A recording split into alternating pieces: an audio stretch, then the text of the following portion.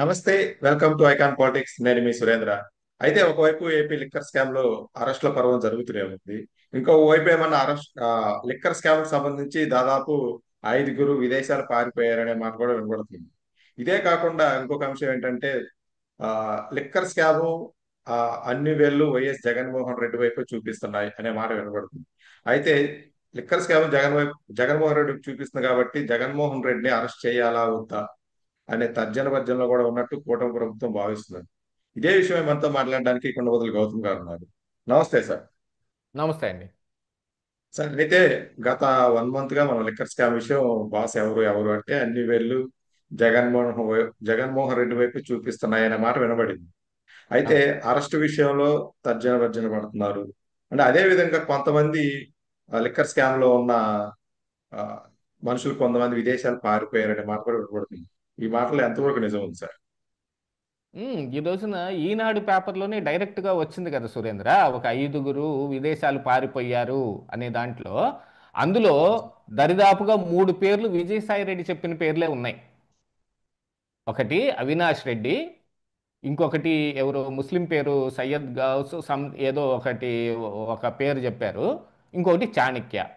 ఈ 3 పేర్లని ఆ రోజు విజయసాయి రెడ్డి సిట్టు ముందు హాజరయ్యి ఆయన వాంగ్మూలం ఇచ్చిన తర్వాత బయటకు వచ్చి ప్రెస్ మీట్లో చెప్పిన పేర్లలో ఈ 3 ప్రస్ఫుటంగా కనిపిస్తా ఉన్నాయి. అంటే విజయసాయి రెడ్డి హయాంలో కూడా ఈ ముగ్గురితోటి కొంత వ్యవహారం నడిచిందనేది తెలుసు.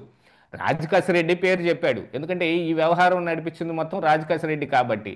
ఈ రోజున ఒక 5గురు పారిపోయారు అని చెబుతున్న వాళ్ళల్లో వాళ్ళందరూ పాత్రదారులే అనేది ఇప్పుడు ఇక్కడ క్రిస్టల్ క్లియర్గా తెలుస్తున్న అంశం. ఇందులో డొల్ల కంపెనీలను పెట్టి ఈ వచ్చిన ముడుపులు మొత్తాన్ని వాటిల్లో మ్యానిపులేట్ చేయటం కానీ, వచ్చిన సొమ్మంతా ఎక్కడినెక్కడి నుంచి నిన్ననే బయటపడింది కదా మరి, బంగారు బిస్కెట్లు లాంటివి వాటితోటి ముడుపులు అందుకున్నారు. జ్యువెలరీ షాపుల నుంచి కానీ, లేకపోతే ఆ, వీటిల్లో షేర్ల నుంచి కానీ చాలా రకాలుగా బంగారం రూపంలోనే ముడుపులు వచ్చాయి అనే సంగతి కూడా బయటపడిపోయింది. వీటన్నిటిని చేరవేసిన వాళ్ళందరూ ఈ రోజున విదేశాలు చేరిపోయారు. విదేశాలకి ఎంచక్కా చెప్పాలంటే చెక్ వేశారు. మరి వాళ్ళని ఎందుకు నిలువరించే ప్రయత్నం చేయలేదు?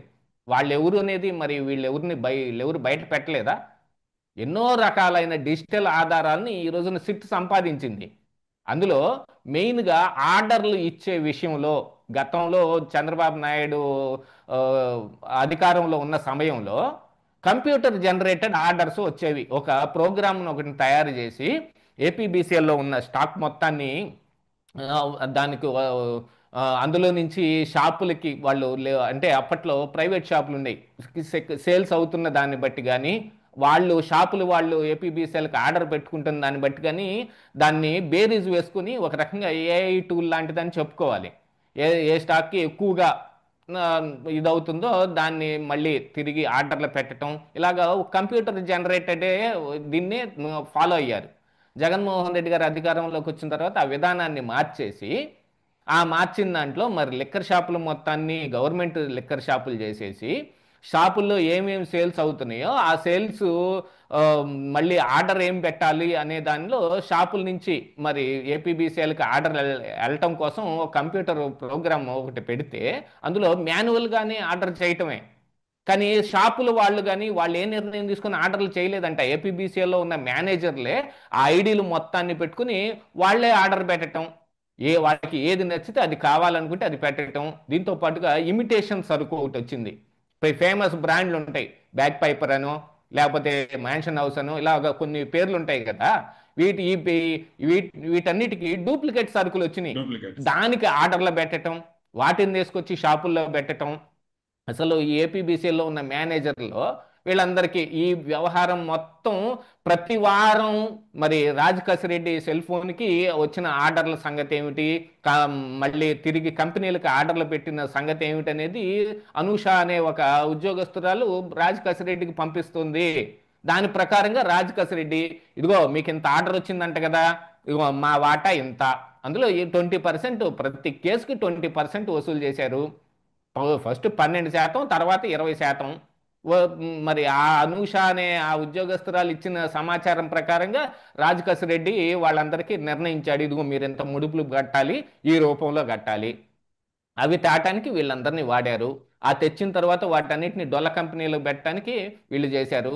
అందుకనే కదా కంప్యూటర్లు కావచ్చు, ల్యాప్టాప్లు కావచ్చు, ఫోన్లు కావచ్చు, వీటన్నిటిని ఫోరెన్సిక్ డిజిటల్ ఎవిడెన్సెస్ కింద మొత్తం తీసుకొని అందులో ఉన్న డేటాను మొత్తం రిట్రీవ్ చేశారు. మనిషి అయితే అబద్ధం చెబుతాడు, డేటా అబద్ధం చెప్పదు కదా. డేటా మరి ఇప్పుడు సెల్ ఫోన్ తను సొంతగా అదే ఒక దీన్ని పుట్టించేసుకొని అబద్ధం చెప్పలేదు కదా. అందుకని మొత్తం అవును బయటకు సార్. వచ్చింది. ఇందులో వీళ్ళందరూ బయటపడుతుంటే మరి వీళ్ళందరూ విదేశాలకు వెళ్ళిపోయేదాకా ఏం చేస్తున్నారు ఏం తెలియదు మరి. అంటే ఇక్కడ వాళ్ళు దొరికితే ఇక్కడ వీళ్ళని వీళ్ళతోటే సర్ది పెడదామనే ఉద్దేశం ఏమన్నా ఉందా? కాకపోతే లిక్కర్ స్కామ్ మీద ఈ కూటమి ప్రభుత్వం అయితే గట్టిగానే కన్నేసింది. జగన్మోహన్ రెడ్డి అరెస్టు వరకు వెళతారు అనేది నిన్న మొన్నటి దాకా జరిగిన ఒక పరిణామమే. ఇది అవును. మొత్తం వెళ్ళి జగన్మోహన్ రెడ్డి మెడకే చుట్టుకుంటుంది అని. కానీ జగన్మోహన్ రెడ్డి అరెస్టులో కొంత తాత్సారం ఏమైనా జరుగుతుందా అనే అనుమానం కూడా ఇప్పుడు ప్రజల్లో వచ్చింది. అవును కాకపోతే సార్. ఎవిడెన్సెస్ అనేది ఫుల్గా ఉండాలి. ఒకసారి లాక్ చేస్తే ఇదిగో రిమాండ్ విధించారు, ఇంతలోకి బయటకు వచ్చేశారు అన్నట్టుగా కాకుండా పర్టికులర్ ఆధారాలు, ఇలాంటి చాలా ఆధారాలని మరి సుప్రీంకోర్టులో సమర్పించటం మూలానే కదా కృష్ణమోహన్ రెడ్డికి, ధనుంజయ రెడ్డికి ముందస్తు బెయిల్ రిజెక్ట్ అయింది. అవును సార్. అలాంటివే మరి ఈయన ఈయన విషయంలో కూడా అరెస్ట్కి వెళ్లే ముందు ఇట్లాంటి ఇంకా డిజిటల్ ఆధారాలు కావచ్చు, గూగుల్ టేక్అవుట్లు కావచ్చు, ఎవరి ఫోన్లు ఎక్కడున్నాయి, రెడ్డి వాటి అన్నిటి మీద ఆయనకున్న ఆఫీసులు వీటన్నిటి మీద ఏ, దాడి జరిపి అందులో ఉన్న ఈ హార్డ్ డిస్క్లని అన్నిటినీ వెరిఫై చేసిన తర్వాత వచ్చాయి. మరి వాసుదేవ్ రెడ్డి అసలు ఆఫీస్ తాళం పగలగొట్టి కూటమి అధికారంలోకి రాగానే ఇంకా వాళ్ళు వచ్చి పూర్తిగా ఈ ఆఫీసుల నిండుగా జారక ముందే తాళాలు పగలగొట్టి ఆయన హార్డ్ డిస్క్లు ఫైల్స్ ఎత్తకపోతా ఉంటే హైదరాబాద్ దాకా వెళ్ళి పట్టుకోవాల్సి వచ్చింది. అక్కడ లోకల్గా ఉన్న గ్రామస్తులు చూసి ఇంటిమేషన్ ఇస్తే ఇక ఆయన ఇంట్లోనూ ఆయన కారులోనూ ఆయన ఫ్రెండ్స్ ఇళ్లలోనూ సోదాలు చేస్తే రిసీట్లు బయటపడ్డాయి. దాని ద్వారానే కదా మరి గోల్డ్ దరిదాపుగా 400 కోట్ల రూపాయల ముడుపులు గోల్డ్ రూపంలోకి వచ్చినట్టుగా స్వయంగా ఆధారాలుంటే సిట్ అంచనా మాత్రం 1000 కోట్ల రూపాయల వరకు గోల్డ్లోనే వీళ్ళు ఈ ఈ ముడుపులు తీసుకున్నారనేది వాళ్ళు ఆరోపిస్తుంది. దరిదాపుగా ఆ దిశగానే ఇంకా మరి ఇవన్నీ కూడా చర్చలన్నీ కూడా జరుగుతున్నాయి. వాటన్నిటికి కూడా ఆధారాలని పక్కాగా బయటకు తీసే ప్రయత్నం చేస్తున్నారు.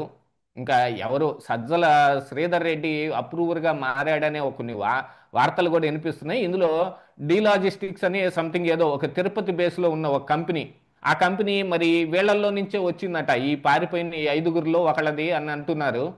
అది అసలు అడ్రస్ లేదు, కేవలం పేపర్ మీద ఉన్న ఒక బోగస్ కంపెనీ. అసలు విజయసాయి రెడ్డి చెప్పినట్టుగా ఆ కంపెనీకి 40 కోట్ల రూపాయలు అరబిందో నుంచి అప్పిప్పించాననే సంగతి కూడా చెప్పాడు. ఒక 60 కోట్లేమో ఈ సజ్జల శ్రీధర్ రెడ్డికి సంబంధించిన ఎస్పీవై ఆగ్రోకి, ఒక 40 కోట్లు ఆ డి లాజిస్టిక్స్ అనే దానికి ఆ ఆ కంపెనీకి మరి ఇస్తే అది పేపర్ల మీద ఉన్న కంపెనీ. తర్వాత మీడియా కూడా వెళ్ళి ఆ అడ్రస్లు మొత్తం వెతికితే ఎక్కడ కనపడలా. ఆడ నార్మల్గా ఎవరో చాలా మధ్యతరగతి కుటుంబం ఆ అడ్రస్లో అద్దెకుంటున్నారు. ఆడ అంత పెద్ద కంపెనీ పెడతారా?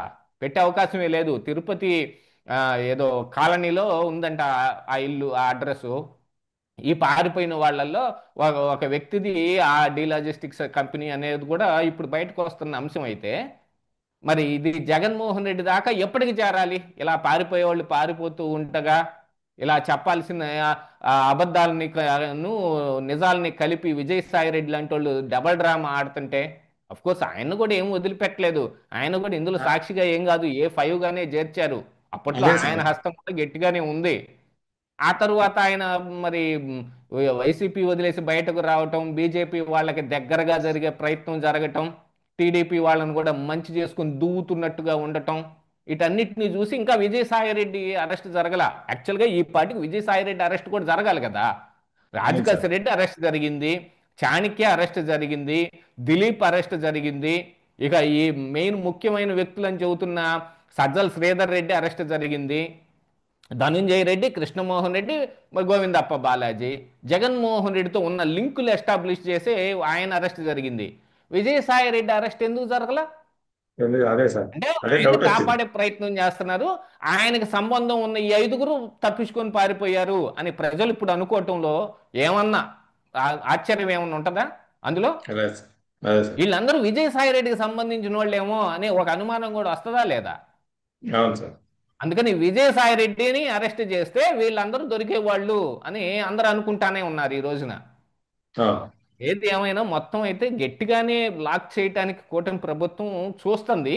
జగన్మోహన్ రెడ్డి చేసిన ఈ లిక్కర్ స్కాము అసలు కేవలం ఇప్పుడు ఏదో కంపెనీల నుంచి తీసుకున్న 3,500 కోట్ల లిక్కర్ స్కామ్ గురించే మాట్లాడుకుంటున్నాం మనం అందరం.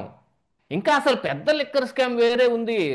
లావు కృష్ణదేవరాయలు పార్లమెంటు సాక్షిగా 20,000 కోట్ల రూపాయల స్కామ్ ఒకటి చెప్పాడు. ఎన్నికల కంటే ముందే మరి బీజేపీ అధ్యక్షురాలైన పురంధరేశ్వరి పురంధేశ్వరి. 50,000 కోట్ల రూపాయల స్కాము అని చెప్పి అమిత్ షా దాకా వెళ్ళారు, ఆవిడ ఒక అవును. మెమరాండం తీసుకొని. వాటి సంగతి ఎవరు మాట్లాడటంలా. అసలు ఈ గవర్నమెంట్ లిక్కర్ షాపులు పెట్టి ఏపీబీసీఎల్తో సంబంధం లేకుండానో లేకపోతే డూప్లికేట్ హోలోగ్రామ్లేసో ఈ కంపెనీల నుంచి డైరెక్ట్గా షాపులకే తీసుకొచ్చి షాపుల్లోనే అమ్మేసి ఆ క్యాష్ను మొత్తం కూడా సైడ్ చేశారు అనే ఇంకొక పెద్ద లిక్కర్ స్కామ్ ఉంది. మరి పార్లమెంటు సాక్షిగా శ్రీకృష్ణదేవరాయలు 20,000 కోట్ల రూపాయల లిక్కర్ స్కామ్ గురించి నేను మాట్లాడిన దాని గురించి చెప్పాడు. మరి దాన్ని ఎందుకని ఇంకా దాన్ని మొదలు పెట్టలేదు అంటే, ఇందులో ఆధారాలు దొరికితే మరి ఆ తర్వాత దానికి వెళ్తారేమో తెలియదు కానీ జగన్మోహన్ రెడ్డిని లాక్ చేయాలి అని అంటే ఇందులోనే లాక్ చేయొచ్చు అనేది ఖచ్చితంగా కనపడుతుంది. దాదాపుగా 3,500 కోట్ల రూపాయల స్కామ్ ఇక్కడ జరుగుతుందంటే మీరు మీరు చేసుకొని మీరు తినేసేయండి అని జగన్మోహన్ రెడ్డి ఏమి మెదలకుండా కూర్చోడు కదా చేతులు ముడుచుకొని. ప్రతి అవును ఒక్క రూపాయి ప్రతి ఒక్క రూపాయి జగన్మోహన్ రెడ్డిని చేరాల్సిందే. అందులో ఇదిగో వీళ్ళందరూ ఈ పని చేసినందుకు గాను వీళ్ళకు కమిషన్ వస్తుంది. అవి దాదాపుగా 250 నుంచి 300 కోట్ల మధ్యలోనే ఉంది. ఆ విషయాన్ని కూడా సిట్ ఐడెంటిఫై చేసింది. మిగతా ఉన్న సొమ్మంతా ఎవరికి చేరింది అనేది ఇప్పుడు పూర్తిగా తీయాల్సిన పని ఉంది. అవన్నీ తీసిన తర్వాత దాదాపుగా జగన్మోహన్ రెడ్డి అరెస్ట్ జరగొచ్చు అని అంటూ ఉంటే, ఇక మరి కేంద్రంలో ఉన్న పెద్దలతోటి జగన్మోహన్ రెడ్డి గారు కూడా ఏదో మంతనాలు చేయబోతా ఉన్నారు అనేది కూడా ఒకటి వినపడతా ఉంది. దాని గురించి ఏం జరుగుద్ది? వాళ్ళు నిజంగానే చంద్రబాబు నాయుడు గారి అరెస్ట్ జరిగినప్పుడు కేంద్రం అనుమతి పర్ వాళ్ళ పర్మిషను మాకుందనేది విజయసాయి రెడ్డి కరెక్ట్గా చెప్పాడు. మరి ఇప్పుడు జగన్మోహన్ రెడ్డి అరెస్ట్ జరగటానికి వాళ్ళ పర్మిషన్ అవసరం లేదా? అన్ని ఆధారాలుంటే మీరు అరెస్ట్ చేసుకోవచ్చు. ఏ విషయాన్ని ఊరికనే చేయకండి, పక్కాగా లాక్ చేసిన తర్వాతే చెయ్యండి అని వాళ్ళు అన్నారనేది కూడా బయటకు వస్తున్న అంశం అయితే, ఇన్ని అవును. ఆధారాలు వచ్చిన తర్వాత ఇంకా సంపాదించాల్సినవి ఉన్నాయా లేవా అనేది కూడా ప్రజలకు చెప్పాలి కదా. అవును. అలా అది ఏం చెప్పే ప్రయత్నం చేయటం లేదు. అలాంటి వాటిల్లోనే ఇక పుకార్లన్నీ బయలుదేరతాయి. ఎవరికి వాళ్ళు పుకార్లు బయలుదేరుతుంటే తప్పించుకోదలుచుకున్న వాళ్ళందరూ తప్పించేసుకున్నారు. ఒక 5గురు విదేశాలకు చెక్కేశారు. ఇది అసలు చెయ్యి. అవును సార్. చూద్దాం సార్. అంటే ఈ ఏపీ లిక్కర్ స్కామ్ 1992 అని ఒక మార్కెట్ కి సంబంధించిన స్కామ్ ఉంటుంది. అవును. దానికంటే పెద్ద స్కామ్ లాగా అయ్యే ఉంది. చూద్దాం సార్ ఏమవుతుందో ఏంటనేది. థ్యాంక్ యూ సార్, మీ అభిప్రాయం తెలియజేసినందుకు ధన్యవాదాలు సార్.